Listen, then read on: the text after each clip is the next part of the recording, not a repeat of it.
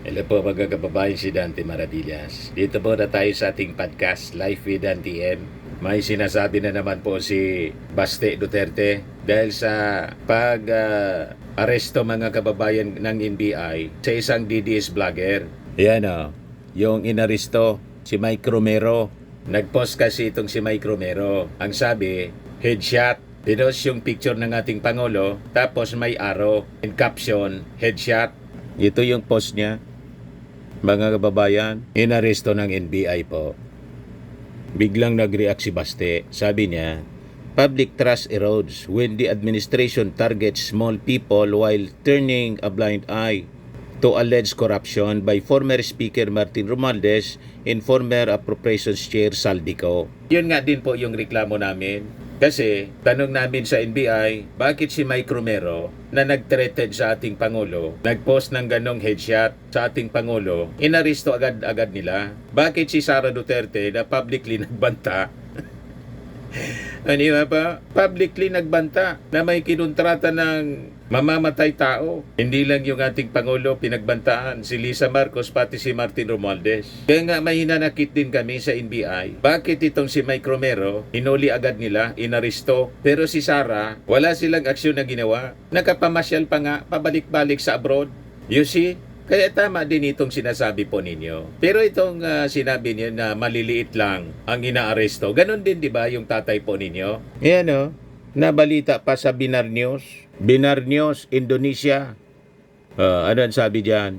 Filipino teacher faces charges over tweet calling for Duterte killing. A public school teacher who allegedly posted on Twitter that he would pay anyone who could kill Philippine President Rodrigo Duterte almost $1 million has been arrested, authorities said Tuesday. Ronel Mas, 25 years old, was picked up by the National Bureau of Investigation agents from his residence in Santa Cruz, a town in northwestern Zambales province. Television footage showed a handcuffed Mas being taken into custody. So ano ang pagkakaiba nito kay Mike Romero na isang DDS? Pag DDS, may reklamo kayo. Pag DDS yung sangkot, may reklamo din kami kung bakit yung DDS na nag-post ng ganon laban sa ating Pangulo, inaresto agad ng NBI. Pero si Sara Duterte, kapatid ninyo, nagbanta in public na nangontrata na siya para ipapatay yung ating Pangulo libre. At gusto na lang kalimutan natin ng inyong mga supporters at pati ninyo mismo. At si Sara, arap-arapan yung pagsisinungaling na wala man daw siyang ginawang ganon na pagbabanta. Huwag kami baste. Mahilig kayong magbatikos pag kakampi ninyo ang sangkot. Yan o, binatikos ni Davao Acting Mayor Sebastian Duterte ang administrasyon matapos ang pag-aristo ng NBI sa isang lalaking kinasuhan ng sedisyon. Giit niya, nasisira ang kredibilidad ng pamahalaan kapag ang mga maliliit na tao lamang ang tinatarget. Yan ang gawain ninyo noon. Pati nga yung mga na-EJK, buti nga na-aristo lang. Pero kami rin may reklamo. Bakit inaristo yan si Mike Romero? Mabilis yung aksyon ng NBI kay Sara. Hanggang ngayon, walang aksyon yung NBI. Di ba? Ito, report ng The Guardian. Ano sabi dyan?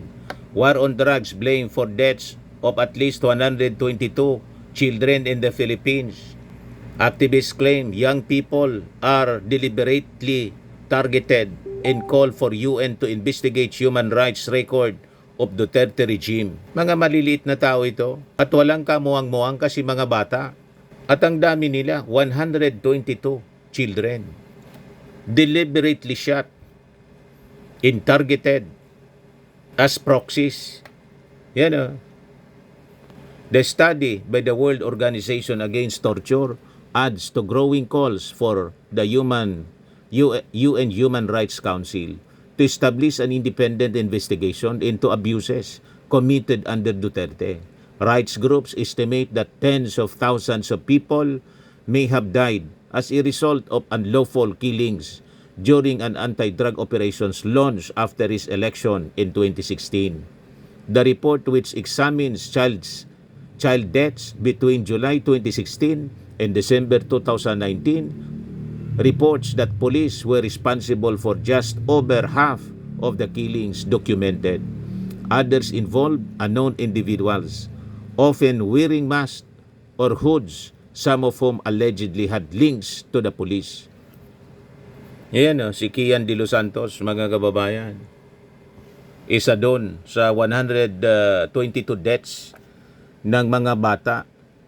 122 deaths documented are likely an underestimate since relatives are often threatened by police and told not to contact human rights groups for help.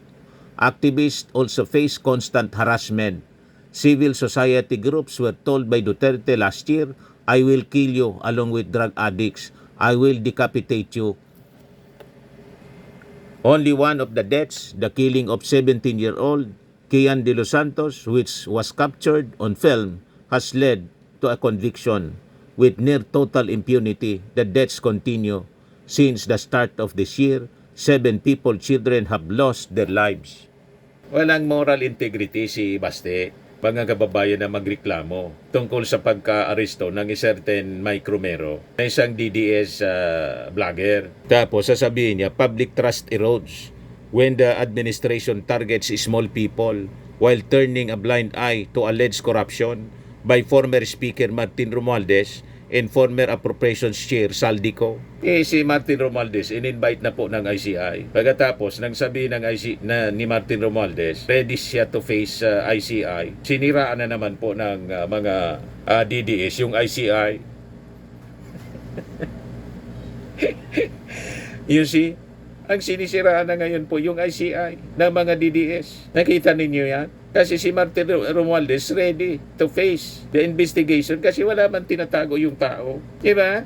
Pag walang tinatago, ready to face investigation. Yung kapatid po ninyong si Sara, until today, nagpasaklulo sa Supreme Court. Dineclare ang konstitusyonal yung proseso ng impeachment. At yung mga taga-Supreme Court, hanggang ngayon, hindi natin maintindihan, wala pang aksyon sa motion for reconsideration ng Congress. Alam naman natin na yung composition ng Supreme Court, majority, appointee pa ni Digong.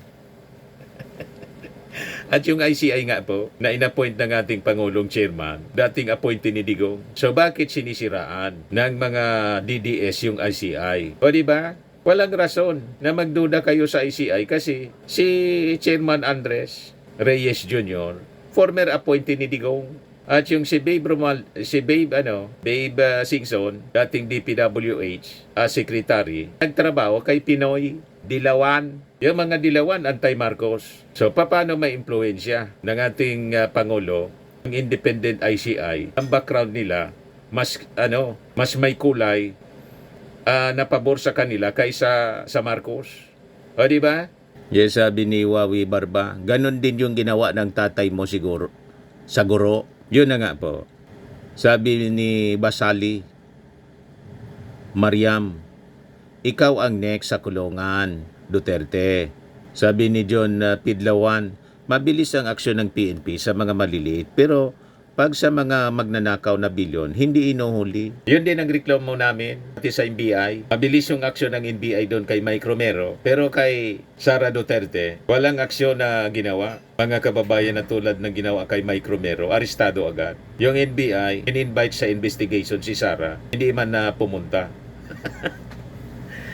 Hindi ba? At hindi napilit si Sara ng NBI. Nakita ninyo? So parehas yung reklamo. Pero yung gawain na ganon, na yung maliliit, yung mabilis aksyonan, yun din ang ginawa ni Digong, di ba? Sa EJK. Worse, hindi lang kulong. EJK.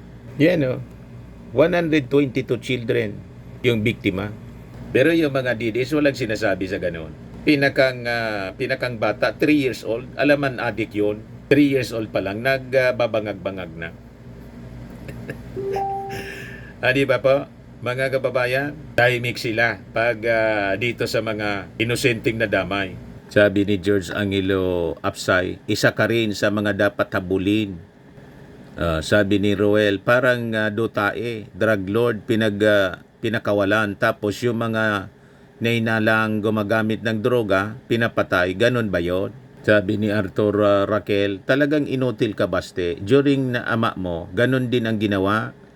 Pinakulong ang isang guro. Sabi ni John Louis Ibanez, tama lang yan, basta Sabi ni Samuel Briones, bakit ito, nung time ka, madam, ay sir pala? Yan, so inaristong guro. Sabi ni Richard Sabas, ganyan din naman kayo noon sa panahon nyo. Sabi ni Roger Haraba, 51 billion, nasaan? Si Pulong yon, hindi si Baste. Sabi ni Noli Valdez, dapat si Sara ang aristohin nga rod kasi nagbanta siya. Sabi ni Guy, bakit yung teacher dati nagbiro, hinuli at pinakulong? Yan ang masama sa kanila mga kababayan. Pagkakampi nila, masyadong agrabyado. Pag sila yung may gawa, naka-agrabyo, tahimik sila. So ang gustong sabihin nila mga kababayan, ibig sabihin nila, sila lang ang may karapatan mang-agrabyo. Di ba? Karapatan nila ang mang-agrabyo ng tao. Dapat walang aangal, walang pupuna. Pag administrasyon ni President Bongbong, may angal agad sila mga kababayan. Kami nga may angal din. Kasi inuna si Mike Romero kaysa kay Sara. Di ba? Maliit nga yun si Mike Romero kumpara sa Vice Presidente na nagbanta sa ating Pangulo. Yan man lang mga kababayan, yung ating short video dito sa ating podcast Life with Dan TN. Atid sa inyo nito pong napakagandang product from Australia.